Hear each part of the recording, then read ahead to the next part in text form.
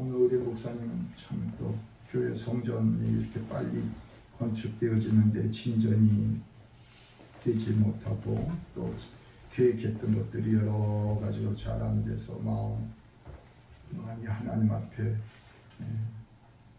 아뢰고 또 기도하시는데 우리 모두가 다 마찬가지죠. 그러나 또 그 성전도 또 우리가 마땅히 지음을 받아서 또 우리가 그 안에서 예배도 드려야 되겠지만 그런 가운데서도 우리가 또 준비해야 될 것이 있어요. 우리 자신이 성전이시잖아요. 그래서 너희는 하나님의 전인 것을 알지 못하느냐 그렇게 말씀하신 대로 우리가 하나님의 전이거든요. 우리가 준비가 잘 돼야 돼요. 교회를 잘 지어놓으면 또 많은 사람들이 불신자들까지도 이제 자꾸 보고 그러다가 들어오게 되고 들어오면 신앙생활하는데 큰 도움이 되거든요. 근데 교회는 잘 지어졌는데 그 안에 있는 하나님의 전인 성도들이 준비되어지지 아니하면 그 교회는 참 또 어려움이 있어요. 그래서 이 기간 동안에 우리는 준비를 해야 돼요. 준비를. 그래서 오늘 특별히 하나님께서 주시는 말씀, 이 말씀을 이제 가지고 우리가 뭘 준비해야 될까 하는 것, 그리고 또 그 준비가 됐을 적에 하나님의 약속된 축복이 무엇일까 하는 것을 우리가 함께 상고해 보고자 합니다. 디모데후서 3장 1절부터 5절의 말씀을 보시면 여기 기록은 너무 많아서 기록을 좀 못했는데 제가 읽어드릴게요. 말세에 고통한 때가 이르러 사람들이 자기를 사랑하며 돈을 사랑하며 자랑하며 교만하며 비방하며 부모를 거역하며 감사하지 아니하고 거룩하지 아니하며 무정하며 원통함을 풀지 아니하며 모함하며 정치하지 못하며 사나우며 선한 것을 좋아하지 아니하며 배신하며 조급하며 자만하며 쾌락사랑하기를 하나님 사랑하는 것보다 더하여 경건의 모양은 있으나 경건의 능력을 부인하는 자니 이 같은 자들에게서 네가 돌아서라. 이렇게 말씀하시면서 말세를 살아가는 성도들에게 예고하고 가르쳐 주신 말씀이 있습니다. 근데 그 가운데서 특별히 참 사나워진다고 그랬어요. 마지막 때에 고통한 때가 이러는데 왜 고통하는 때가 이러냐? 사나운 사람들 때문에. 자꾸 사람들이 사나워지는 거예요. 말세에. 매우 사나워지고 있습니다. 요즘은 옛날에는 이 짐승들이 무서웠어요. 짐승들이 무서웠는데 지금 그게 아니라 요즘은 사람이 무서운 세상이 됐어요. 그래서 참 이렇게 돌아다니기도 힘들고 귀가하고 또 이렇게 출근하는 길도 얼마나 어려운지 몰라요. 내가 좋아하는데 내가 좋아하는 것을 안 받아주면 막 죽이는 거예요. 무서운 세상 아니에요? 요전번에 일어난 그 화장실에서 일어났던 그 사건. 참 무서운 세상을 지금 살고 있어요. 왜 무서운 세상이 되냐? 사람들이 사나워지기 때문이에요. 근데 그 말씀이 이상한 말씀이 아니라 말세에 그렇게 된다고 말씀해 주셨어요.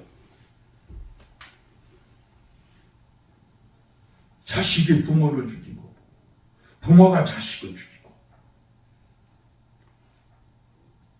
묻지마 살인이 지금 유행하고 있어요. 그래서 요즘은 이 차길이 가다가 이렇게 좀 접촉사고 있잖아요. 그만 아무 소리 하지 말고 나와서 보험회사에 연락을 해드리겠습니다. 보험회사 통해서 하시죠. 그러고서 빨리 헤어지는 게 좋지. 괜히 거기서 네가 잘했니 저랬니 하다가 요번에 그 외국 사람 보라고 또 죽었잖아요. 그죠? 막 죽이는 거예요. 지금요. 사람들이 많이 싸나워졌어요. 근데 이 싸나움의 대표는 뭐냐면 사탄이거든요. 마귀들이 들어가가지고 사람들이 막 싸워진 거예요. 여러분 이 원리들을 아셔야 돼. 왜 싸나운가? 그 사람 성품이 그런가? 물론 성품도 무시할 수는 없지만 그 안에 사탄이 들어가서 막 싸나워.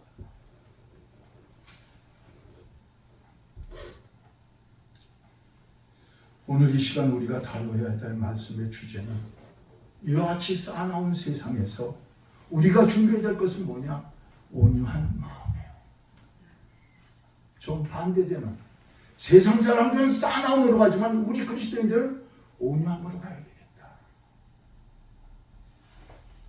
그래서 본문으로 돌아가서 이 본문의 말씀을 주님께서 산 위에서 가르치신 팔복의 그 산상수훈 중에서 세 번째 말씀입니다. 온유한 자에게 하나님께서 약속하시는 거예요. 온유한 자는 복이 있나니, 복이 있다고 하는 것은 약속이에요. 복이 있나니 그들이 땅을 기업으로 받을 것이며, 이건 하나님께서 주시는 상급이에요. 축복이고.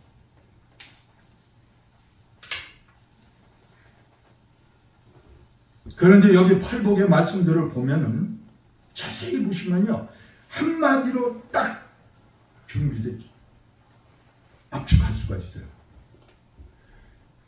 심령이 가난한 자, 애통하는 자, 온유한 자, 의에 줄고 목마른 자, 궁휼히 여기는 자, 마음이 청결한 자, 화평하게 하는 자, 의를 위하여 핍박을 받는 자는 결국은 뭐냐? 천국이 그들의 것이다. 그래서 결과적으로 이 팔복의 말씀들을 보면은 요건이 뭐냐면은 결과적으로 너는 천국 백성이 된다는 거예요. 여러분 다 그래요. 다 천국 백성들이 다들 복이에요. 그래서 마지막에 하는 말씀들이 뭐냐면은 이제 너희가 이 세상에서 아무리 고통을 받고 욕하고 박해하고 거짓으로 너희를 거슬려 모든 악한 말을 할 때에 또 너희에게 복이 있는데 왜냐? 그것을 기뻐하고 즐거워하는가? 하늘에서 너희의 상이 큽니다. 이 말씀을 우리가 살아가려면 온유하게 산다는 건 물론 좋은 말씀인데 이렇게 살아가려면 많은 어려움이 있을 거예요. 참 어려움이 많이 있을 거예요. 그럼에도 불구하고 하나님께서는 온유하라는 거예요. 왜 그러냐? 거기에 주어진 것이 뭐냐면은 너는 그렇게 온유를 따라 살면 결과적으로 땅을 기업으로 받을 것이다 하는 거예요. 하나님께서 주시는 것이 기업인데 그걸 두 가지로 구별을 한다면 하나는 이스라엘 백성들이 하나님으로부터 받은 약속이에요. 그게 무슨 땅이에요? 가나안 땅의 기업이에요. 그래서 창세기 12장 7절에서 보시면은 하나님께서 아브라함에게 나타나셔서 이렇게 말씀하셔요. 내가 이 땅을 내 자손에게 주리라. 약속을 하세요. 하나님께서 나타나셔서. 그리고 난 후에 정말 아브라함이 하나님의 복을 받아서 롯과 같이 와서 부자가 되잖아요. 거기서 다툼이 일어나요. 다툼이 일어날 적에 아브라함이 온유한 마음을 가지고 조카 롯에게 말합니다. 야, 네가 좌하면 내가 우하고 네가 우하면 내가 좌하리라. 다투지 않는 거야.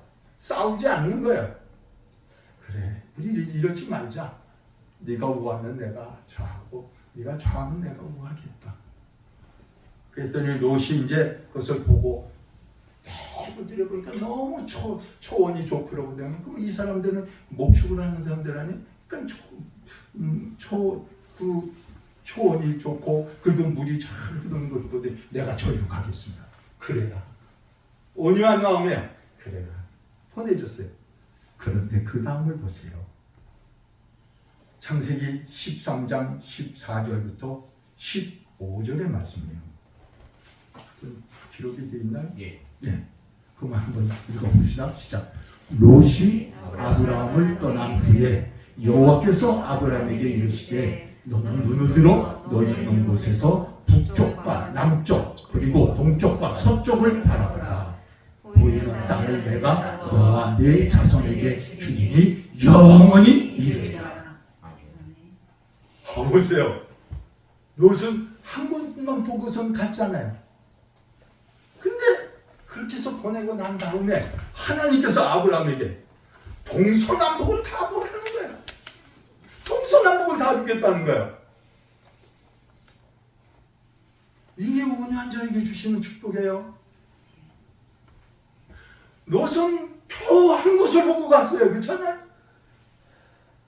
근데 아브라함은 하나님께서 동서남북을 다 보라고 그래서 다 둘러봤어요. 그 중에 하나 주실까 했더니 아니야. 그거 다 주겠다는 거야. 저는 이런 성경 말씀 보면 막 신이 나요. 신이 나요. 얼마나 신이 나는지 몰라요. 만약에 같이 싸웠다면 그 사람들이 싸웠다고 한다면 좌나 우밖에 안 받았을 거 아니에요. 그렇잖아요? 근데 아니에요. 네가 좌하면 내가 우하고 네가 우하면 내가 좌하리라고 보내고 나니까 주어서 보내고 나니까 온유한 마음으로 넓은 마음으로 보내고 나니까 하나님께서 됐다. 너 됐다. 그것도 뭐예요? 영원에 이르리라. 그것도 뭐예요? 내 자손에게까지도 주리라. 너와 내 자손에게. 얼마나 큰 축복이에요. 어떤 사람들은 겨우 재산 가지고 재산 모았고 자기만 겨우 쓰다가 죽은 사람들이 이 세상에 부지기수예요. 근데 그게 아니에요. 하나님은 뭐냐면 너와 내 자손에게까지 주겠다. 노선 결과적으로는 자기가 욕심을 내고 싸납게 싸워가지고 뺏듯이 자기 삼촌한테 그렇게 해서 뺏듯이 갔지만은 성경을 보면 그가 자손 대대로 그 땅을 갖지 못했어요.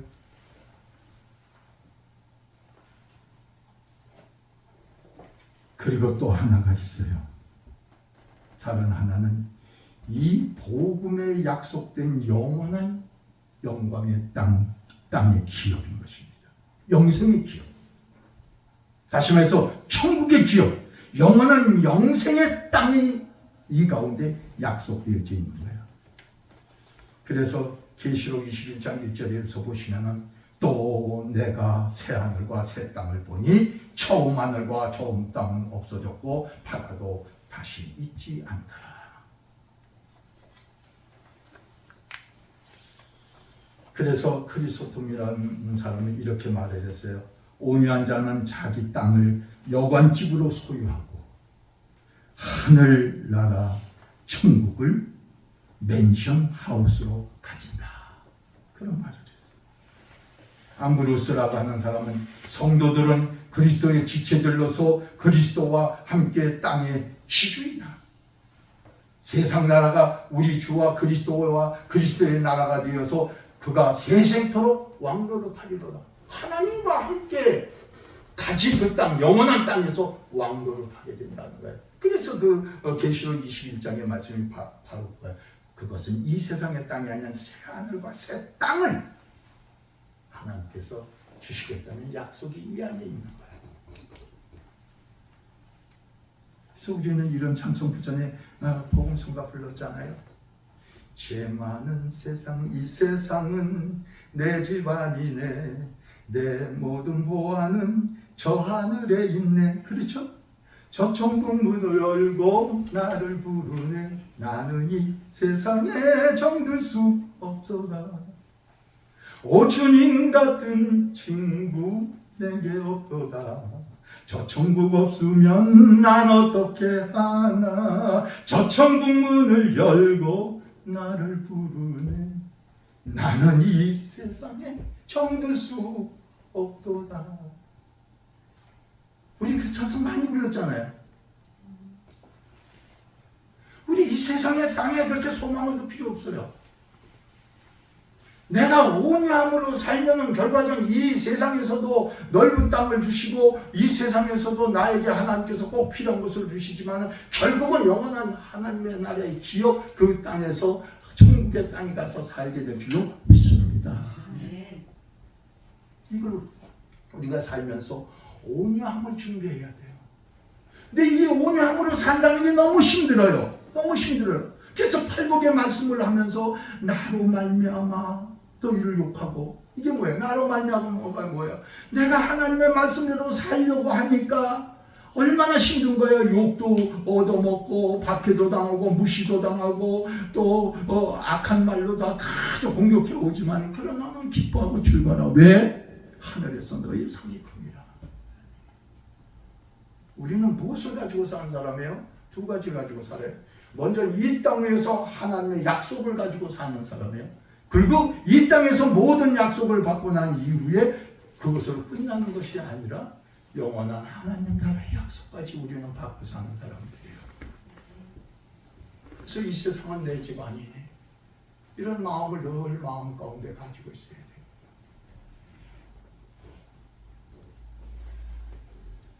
그러면 이 온유한 마음은 어떤 마음인가 하는 거예요. 온유한 마음은 어떤 마음인가? 이것은 마태복음 11장 29절에 보시면 예수님께서 친히 말씀하세요. 같이 읽읍시다. 시작. 나는 마음이 온유하고 겸손하니 나의 먹이를 메고 내게 배우라. 그러면 너희 마음이 쉼을 얻으리라. 온유한 마음은 누구의 마음이? 예, 나는 마음이 온유하다고 그랬으니까 누구의 마음이? 예수님의 마음. 예수님이 친히 말씀하잖아요. 나는 마음이 온유하다.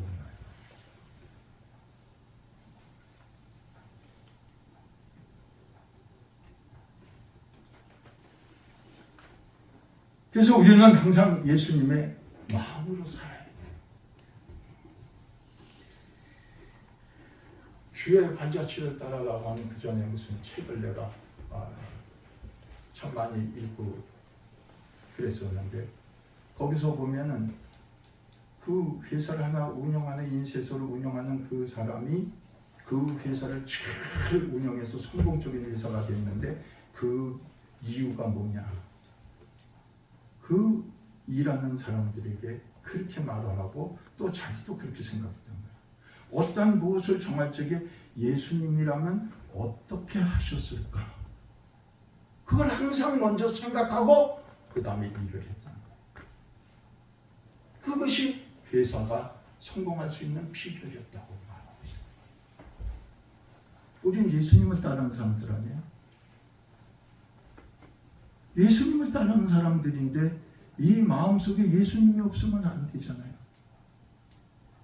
그래서 오늘 그 뒤에서 보면 그 말씀 나오잖아요. 빌립보서 2장 5절에 보면 너희 안에 이 마음을 품으라. 곧 그리스도의 예수의 마음입니다. 내 마음속에 예수 그리스도의 마음을 품고 있으면 내가 온유한 사람이 됩니다. 내 마음속에 예수님의 마음이 있다는 것이 내가 온유한 사람인지 아닌지 내 스스로가 진단해 볼 수 있는 거예요. 저나 여러분 오늘 이런 말씀 들으면서 우리 마음속에 예수님이 계신가 항상 다시 한번 손을 얹고 생각해 보시길 바라요.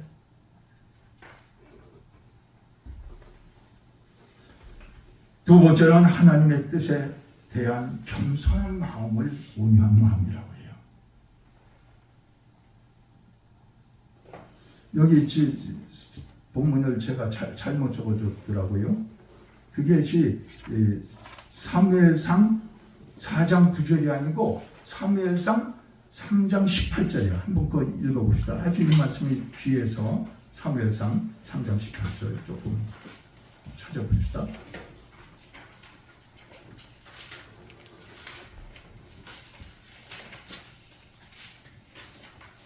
3장 18절.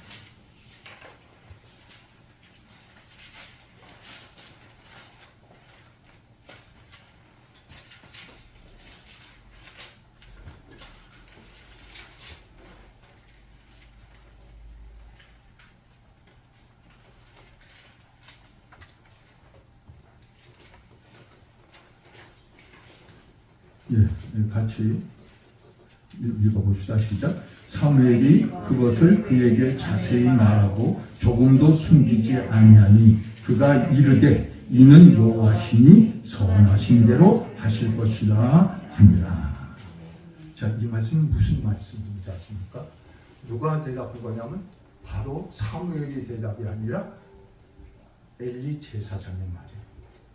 왜냐하면 엘리 제사장의 아들들이 어땠어요? 굉장히 불량했죠. 그래갖고 막 제사 드리기 전에 뭐예요? 번제 드리기 전에 뭐예요? 막 갈고리로다가 막 고기를 먹고 막 그랬잖아요. 꺼내다 먹고. 그리고 여자들 데려다 막 겁탈을 하고. 하나님 보시기에 안 되겠거든. 그래서 이 집을 전부 멸하리라 했어요.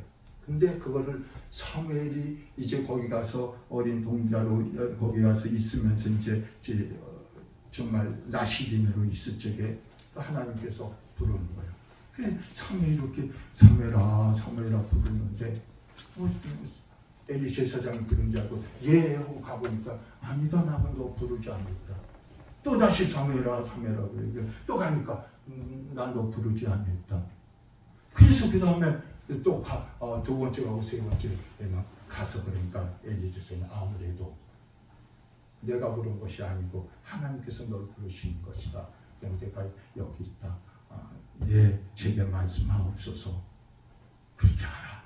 그래서 이제 사무엘이 와서 또 사무엘아 부르니까 예 여기 있나이다. 말씀하옵소서. 그랬더니 그때 말씀하는 게 뭐냐면은 이 엘리 가정이 완전히 멸족을 시키는 거예요. 그런 무서운 말씀을 하는 거예요. 그거를 이제 사무엘을 통해서 얘기하니까 사무엘이 감히 그걸 말을 할 수가 있어야지 벌벌 떨면서 얘기를 할 수가 없잖아요. 어떻게 그 얘기를 해요? 남의 어떻든 간에 더구나 자기 지금 선생님 말하자면 제사장한테 그 집안의 나쁜 일을 어떻게 말할 수가 있어요? 말을 못하고 있는 거예요. 그러니까 그렇지 말고 얘기해라. 다 눈치채고 또 그 다음에 뻔히 알고 얘기하라 해서 사무엘이 그것을 그에게 자세히 말을 합니다. 조금도 숨기지 아니하고 말합니다. 그때 엘리 제사장 그가 이르되 이는 여호와이시니 선하시기로 하시도시라. 아무리 내가 어려움을 당한다고 할지라도 내 잘못에 의해서 그런 어려움을 당한다고 할지라도 하나님께서 그렇게 정하셨다고 한다면은 하나님의 뜻에 맡겨야지 어쩌겠냐. 그대로 받아들이는 거예요. 이게 온유한 마음이에요. 예수님도 또 그러시잖아요. 마태복음 26장 42절에서 보시면 내 아버지여 만일 내가 마시지 않거든 이 잔을 내게서 지나갈 수 없거든 아버지의 원대로 되기를 원하나이다. 그 십자가를 지기는 싫지만은 지게 너무나도 두렵고 힘들지만은 그러나 두 번 기도하고 와서 하나님 앞에 마지막 기도하는 것이 그거예요. 아버지요 만일 내가 마시지 않고는 이 잔이 내게서 지나갈 수 없거든 아버지 원대로 하옵소서. 하나님의 뜻에 완전히 겸손하게 엎드리는 거예요. 뜻에 맡기는 거예요. 이게 온유한 마음이에요. 아닙니다. 그건 온유한 마음이 아니에요. 이런 마음이 온유한 마음이 아니에요. 그 요나서 4장 9절에 같이 읽읍시다. 시작. 하나님이 요나에게 이르시되 네가 이 박너풀로 말미암아 성내는 것이 어찌 옳으냐. 그가 대답하되 내가 성내어 죽기까지 할지라도 옳으니이다.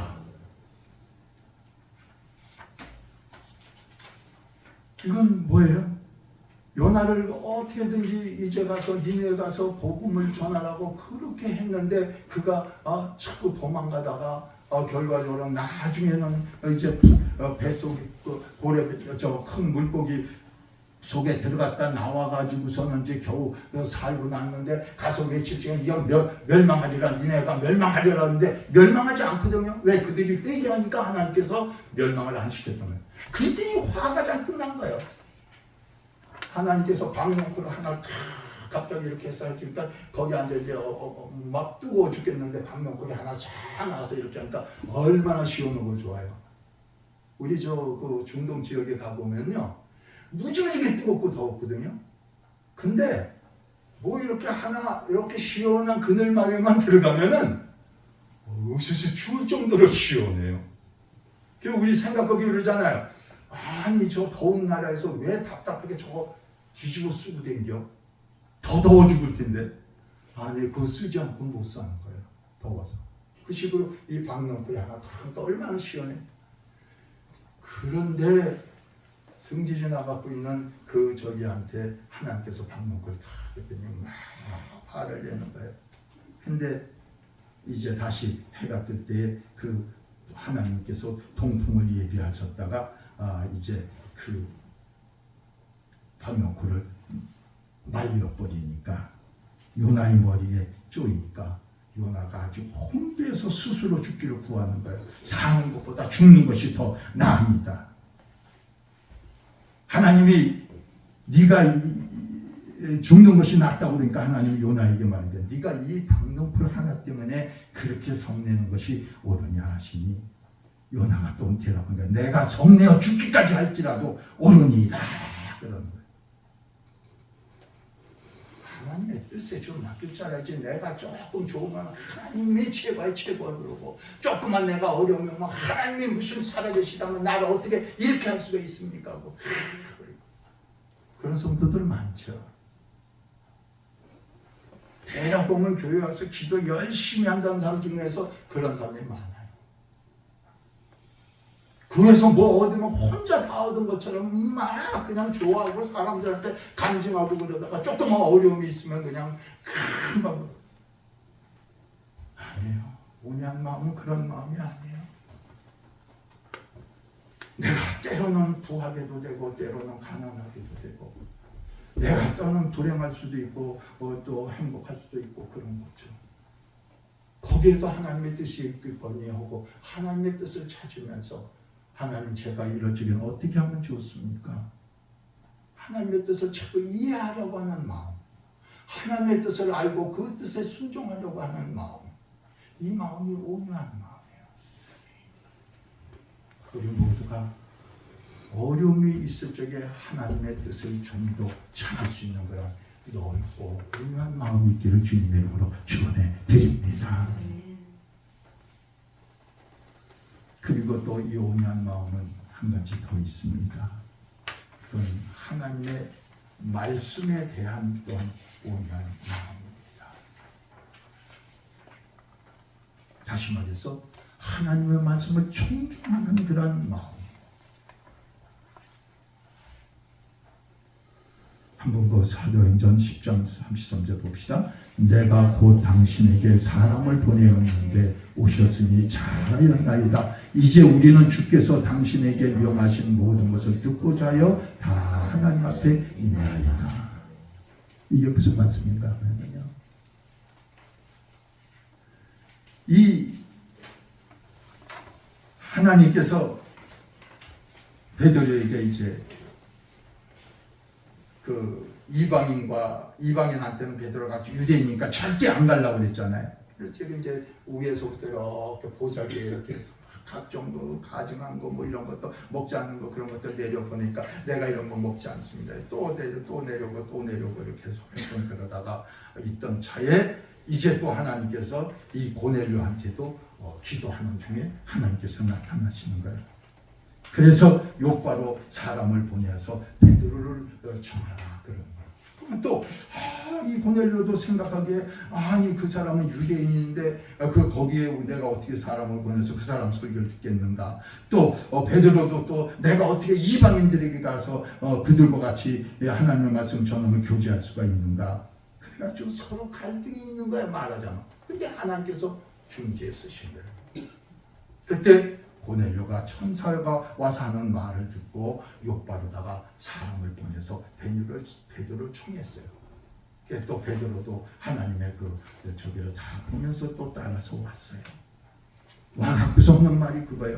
비록 아직까지는 속에는 이 청함이 어색하고 힘들지만 그러나 단지 하나, 내가 곧 당신에게 사람을 보냈는데 당신이 오셨으니 잘했습니다.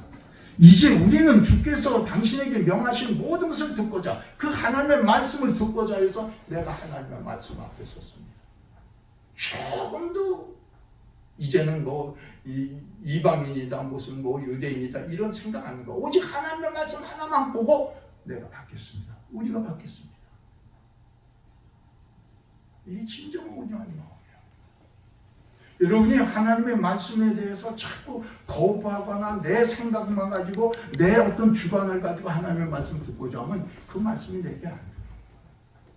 누가 이 위에서 하나님의 말씀을 전하든지 간에 그런 다 선입관념 다 버리고 오직 하나님께서 내게 주시는 말씀인 줄 알고 하나님의 말씀으로 겸손히 받고자 할 적에 하나님께서 거기에 은혜가 임하고 그 말씀을 통한 하나님의 귀한 축복이 임하게 될 줄로 믿습니다. 하나님 말씀 앞에서 우리는 남녀노소 빈부 귀천 없는 거예요. 다 똑같이 하나님의 말씀을 받아야 돼요. 그것도 어떻게 받아야 돼? 아멘으로 받아야 돼요. 아멘으로.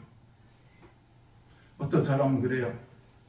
때로는 우리가 부족해서 그렇기도 하지만은 설교 말씀 들으면서 쉬는 거 그러지도 않으면서 말은 잘하네. 그러고 앉아있는 거예요. 물론 그럴 수 있죠. 그렇죠? 목사가 맨날 부족하니까 목사도 부족하잖아요. 자기는 이러고 앉아있는 거예요. 그럼 그 사람 앞에 은혜가 되겠어요? 그게 무슨 마음이냐면 싸나운 마음이야 지금. 자기는 목사가 설교하는데 치 하고 앉아있다. 그 은혜를 못 받는 거예요. 온유한 마음으로 받아야 돼. 사람을 보지 말고 하나님의 말씀만 그대로 받으면 은혜가 될 줄로 믿습니다. 복이 될 줄로 믿습니다. 이게 중요한 거야. 이게 중요한 거야. 여러분 다 경험해 보는 거 아니에요? 그래서 하나님의 말씀에 대한 그 청정하는 마음, 이게 온유한 마음이에요. 그래서 야고보서 1장 21절에 같이 읽읍시다. 시작. 그러므로 모든 더러운 것과 넘치는 악을 내버리고 너희 영혼을 능히 구할 바 마음에 심어진 말씀을 온유함으로 받으라. 온유함으로 받으라.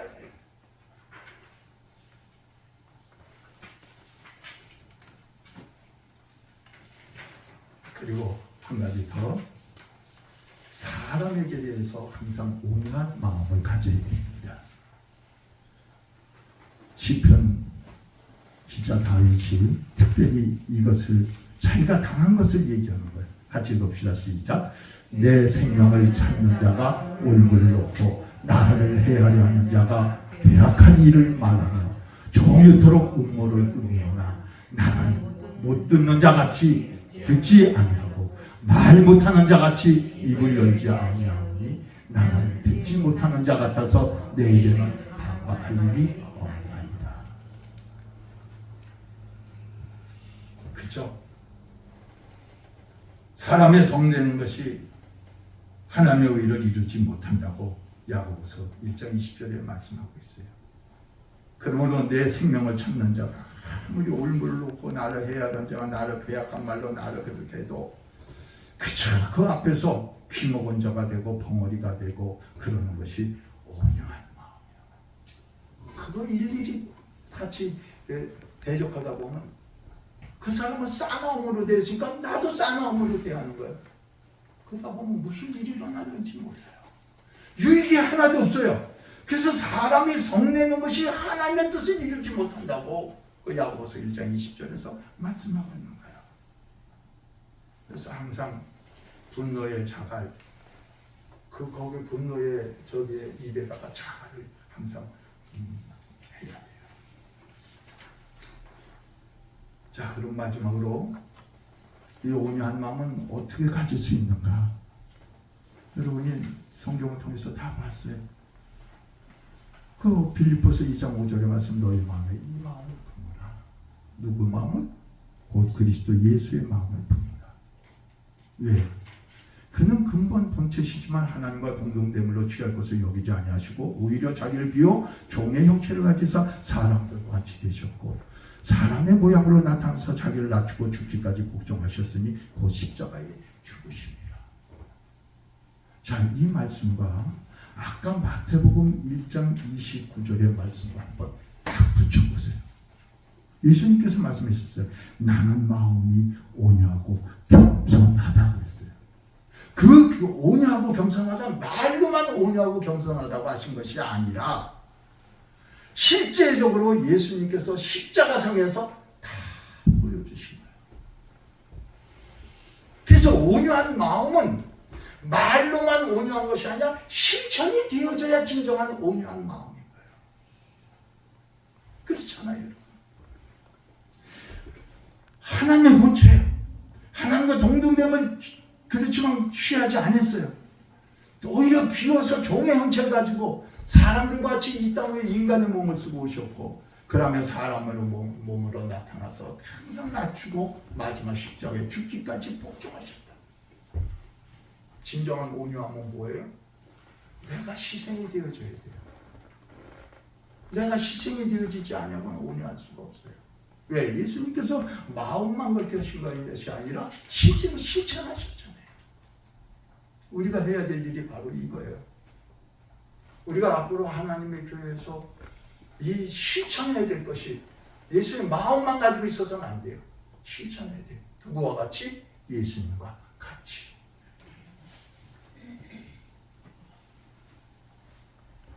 그렇게 할 수 있는 힘은 무엇일까요? 고린도후서 1장 18절부터 20절의 말씀 같이 읽어봅시다. 하나님은 미쁘시니라. 우리가 너희에게 할 말은 예하고 아니라 함이 없노라. 우리 곧 나와 실로아노와 디모데로 말미암아 너희 가운데 전파된 하나님의 아들 예수 그리스도는 예하고 아니라 함이 되지 아니하였으니 그에게는 예만 되느니라.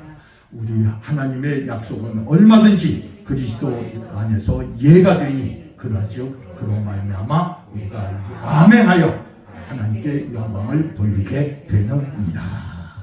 아멘. 왜 우리가 예해야 돼요? 하나님이 미쁘시니까. 유진 청년? 여기 미쁘다는 말이 뭐예요? 유진이처럼 이쁘다는 말이에요? 뭐예요? 미쁘신 이는 뭐예요?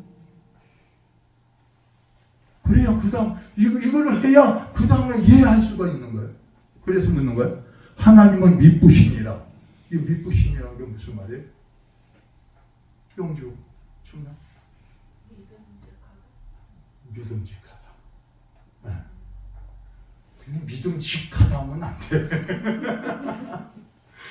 절대 믿어 의심치 않는 분이시다는 거예요. 하나님은 절대 믿어 의심치 않는 분이시다.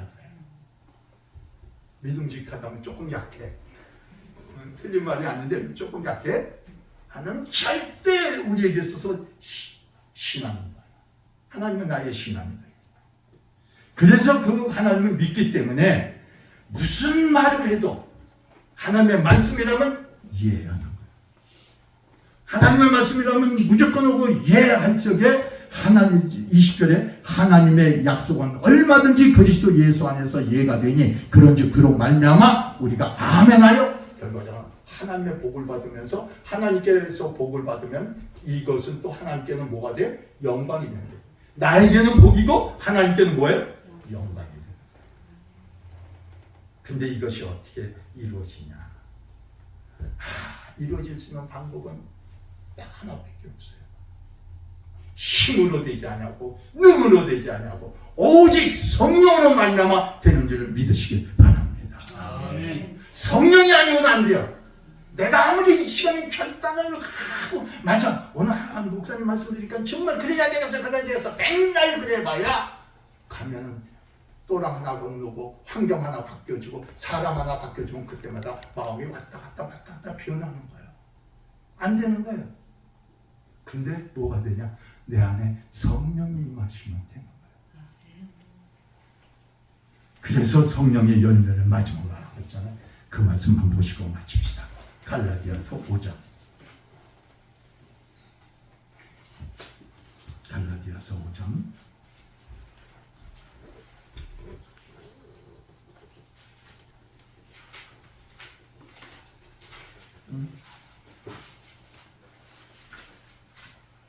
갈라디아서 5장 같이 읽어봅시다. 거기 5장 23절 22절부터 같이 읽어봅시다. 시작. 오직 성령의 열매는 사랑과 희락과 화평과 오래 참음과 자비와 양성과 충성과 온유와 절제니 이 같은 법을 금지할 법이 없느니라. 성령의 열매 중에 뭐가 있어요? 온유함이 있잖아요. 근데 이것을 금지할 법이 없다 그랬어요. 여러분, 성령으로 충만해서 하나님의 놀라운 영을 받아서 하나님께 영광 돌릴 수 있기를 바라는데, 이것은 어떻게 하냐면 에스겔서 26장에서 36장에서 보면 하나님께서 뭐라고 약속해 주냐면 새 영을 너희 속에 두고 너희 마음을 너희에게 주되 너희 육신에게 굳은 마음을 제거하고 부드러운 마음을 줄 것이라, 그렇게 약속하고 있어요. 성령을 내다. 그러니까 하나님께서 하시는 일이에요. 누가 하시는 일이에요? 내 마음을 보세요. 여러분, 농사질 적에 농부가 가서 어떻게 해요? 밭을 갈죠. 그리고 그걸 부드럽게 만들죠. 그리고 거기다가 씨를 뿌리고 그러면 거기서 곡식이 나고 열매를 맺죠. 그건 누가 해요? 농부가 하시잖아요. 우리의 농부는 누구예요? 하나님이세요. 하나님이 내 마음을 기경해 줘야 돼. 여기 단단하게 굳은 거를 자꾸 기경을 해줘서 내 마음을 부드럽게 해줘야 이 속에 하나님의 말씀이 딱 떨어지면 싹이 나고, 그리고 열매를 맺는 거예요. 그게 성령의 역사예요. 그래서 그 에스겔서 36장 26절과 27절에 있는 말씀이거든요. 이 말씀은 여러분이 항상 마음속에 잊지 마세요. 또 새 영을 너희 속에 두고 새 마음을 너희에게 주되 너희 육신에게 굳은 마음을 제거하고, 굳은 마음을 제거하고 부드러운 마음을 줄 것이다. 누가? 하나님께서. 또 내 영을 너희 속에 두어 내 영 뭐예요? 성령이잖아요. 두어서 너희로 내 율례를 행하게 하고 너희가 내 율례를 지켜 행하게 할 것이다. 누가? 성령께서. 이게 하나님께서 하신 일이지 내가 하신 일이에요. 그래서 오늘도 기도하세요, 여러분. 하나님, 저에게 성령께서 충만케 해주십시오. 성령께서 제 마음에 이 못된 거, 이 굳은 마음 하나님 기경해 주세요. 그냥 막 두드리, 그냥 파고 쪼개가지고 부드럽게 해주세요. 그래서 하나님의 말씀이 내 속에서 역사하게 해주세요. 열매 맺게 해주세요. 이런 귀한 삶이 우리 모두에게 있기를 주님 이름으로 축원해 드립니다. 아멘.